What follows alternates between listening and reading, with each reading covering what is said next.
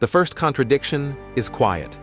Oil was meant to be a solution, a way to move faster, build higher, connect farther. Instead, it became a boundary, a line that divided those who could extract from those who could not, and those who could protect from those who could only endure. The substance that promised motion began to fix entire regions in place. Nations rose around it, and then found themselves unable to move away. What follows is not a story of villains or heroes. It is an observation of pressure, a resource buried long before any flag existed, long before any doctrine was spoken aloud, shaping outcomes without preference. The ground did not choose sides, it simply waited. Oil entered human affairs as a physical reality before it became an idea. It pooled beneath deserts and coastlines, settled into porous rock, accumulated through processes indifferent to borders.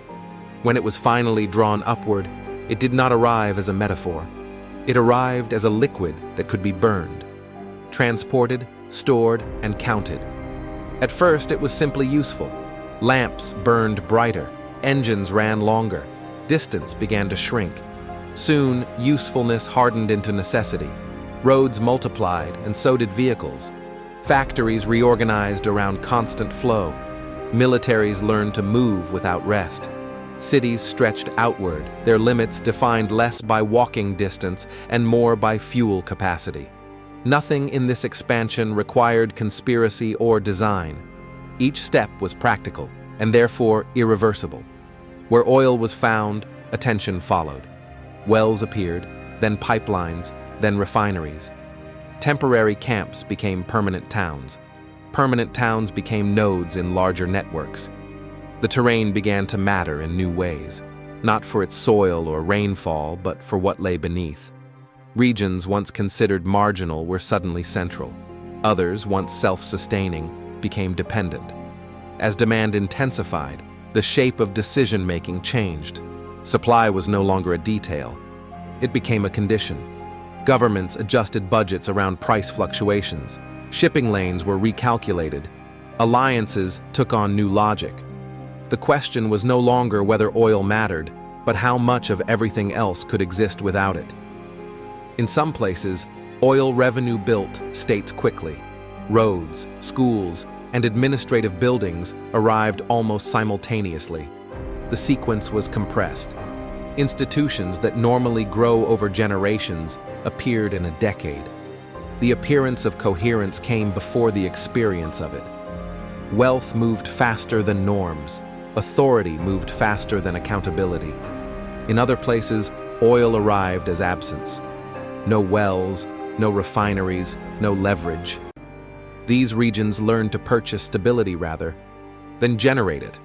Trade deficits became structural. Military planning assumed permanent vulnerability. Energy became a constant line item, never solved, only managed. The global system began to tilt, not because anyone pushed it, but because weight accumulated unevenly. Every new vehicle, every expanded grid, every additional barrel increased the load. Oil did not need to be defended as an ideology. It defended itself by being required. Wars began to orbit it without always naming it. Routes mattered more than capitals.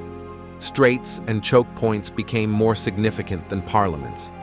Even conflicts that appeared unrelated carried its residue. Fuel determined how long armies could stay, how far they could reach, how quickly they could retreat. Strategy became a question of logistics, and logistics became a question of oil. At the same time, everyday life absorbed the same dependency: refrigeration, plastics, fertilizers, shipping. Each innovation added convenience and removed choice. Once adopted at scale, reversal became theoretical. The system did not lock in through decree. It locked in through habit. Oil's power was never dramatic. It did not declare itself. It simply accumulated obligations. To maintain growth, it had to be sourced. To maintain stability, it had to be priced. To maintain security, it had to be guarded. None of these tasks could be completed once and forgotten. They had to be repeated indefinitely. Nations began to behave like custodians of flow rather than architects of futures. Planning horizons narrowed to quarters and fiscal years. Long-term alternatives remained in speeches, while short-term supply remained in budgets. Infrastructure became a promise that could not be broken, because too much depended on it continuing to function exactly as designed. The map of the world did not change in color, but it changed in tension. Some borders became heavier than others. Some deserts became louder than capitals. The presence of oil introduced a second geography beneath the visible one. Decisions were increasingly made according to this hidden map. There was no moment when this became fully visible, no announcement, no threshold crossing. Instead, a gradual recognition that certain conversations could no longer happen. Entire policy directions were treated as interruptions rather than options. Alternatives were framed as risks rather than futures. The resource that once represented freedom of movement became the reason movement had to continue. Stopping was not permitted, because stopping revealed how little else was ready to replace it. Oil did not trap nations through force, it trapped them through scale. Over time, even conflict itself became standardized. Campaigns were designed around fuel reserves, sanctions were designed around exports. Diplomacy became an extension of energy security by other means. The vocabulary shifted, but the dependency remained unchanged. Some countries attempted to step away. They spoke of diversification, of transition, of resilience. But the transition always began from within the system it sought to escape. New grids required old fuels to build. New technologies relied on old supply chains. The effort to move beyond oil had to be financed by oil. The result was a peculiar stillness beneath constant motion. Planes flew, ships sailed, trucks delivered. Yet the underlying pattern barely shifted. Oil remained the silent denominator. Every path forward curved back toward it.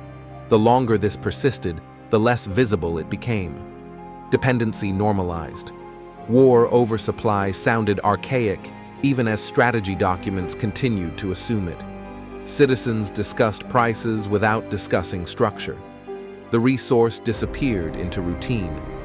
This is how systems maintain themselves, not by persuasion, but by inheritance.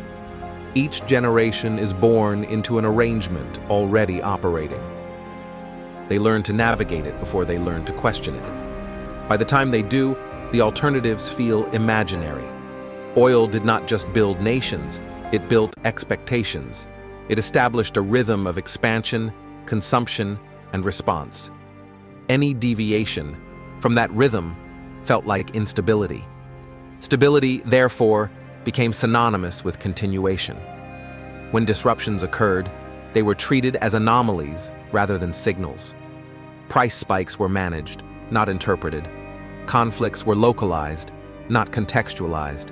The system preserved itself by segmenting its own consequences. Eventually, even the idea of a world without oil began to sound like a thought experiment rather than a plan. The resource had achieved something rare. It became both the cause of crisis and the solution to it. There is a quieter implication beneath all of this. Oil did not create human ambition. It simply gave ambition a medium that could scale faster than restraint. The result was not moral failure, it was acceleration without recalibration. Nations learned to measure success in output rather than durability. Growth curves replaced long-term cohesion. The resource rewarded immediacy. Those who extracted faster gained leverage. Those who conserved slower gained uncertainty. The ground, again, did not intervene. Over decades, the pressure accumulated, not enough to break the system, but enough to harden it. Flexibility decreased. Every adaptation required negotiation with existing infrastructure. Every reform carried the weight of past investment. The wars did not need to be constant. The possibility of them was sufficient. Fleet positioning, base construction, alliance maintenance. The system prepared for conflict even during peace, because peace was conditional on uninterrupted flow. Oil did not command war in the way a general does. It commanded war in the way gravity commands falling. The shape of movement bent toward it. No order was given. The outcome was predictable. There is no single moment when this became inevitable, only a series of moments when alternatives were postponed. Each postponement was reasonable. Together they formed a structure. The structure did not collapse. It settled. And in settling, it became harder to see. At some point, the question shifts. Not whether nations can move beyond oil, but whether they remember how to imagine a system that is not already built around it. The resource does not argue. It remains where it is, doing what it has always done. The contradiction persists.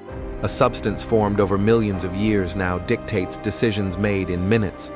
The deep past governs the immediate present.